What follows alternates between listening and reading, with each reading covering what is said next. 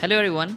A lot of us, while applying for a job, we use some really creative and fancy resumes. We create some really innovative resumes, and we feel that we actually stand out when it comes to resume format as compared to other clutter of resumes which are there in the job market.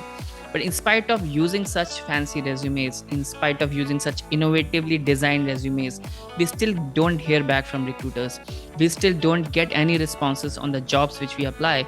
And we wonder why. What more should I do apart from creating such amazing resume?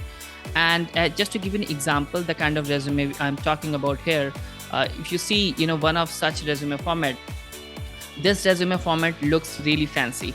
This resume format actually looks really innovative as well. But you know what? Such resume formats, they are not tracked by applicant tracking system in the proper way.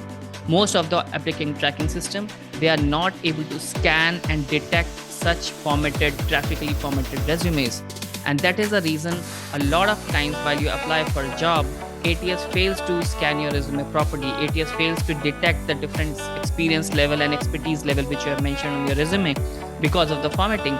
And you never get to the final 10 or to the final 5 resumes because ATS never shows that, it has detected and matched the resume properly with the job description. So if you are creating such innovatively designed resumes by using Canva or any such platforms, stop doing that and come to basics. Use resume formats like Word and PDF formats.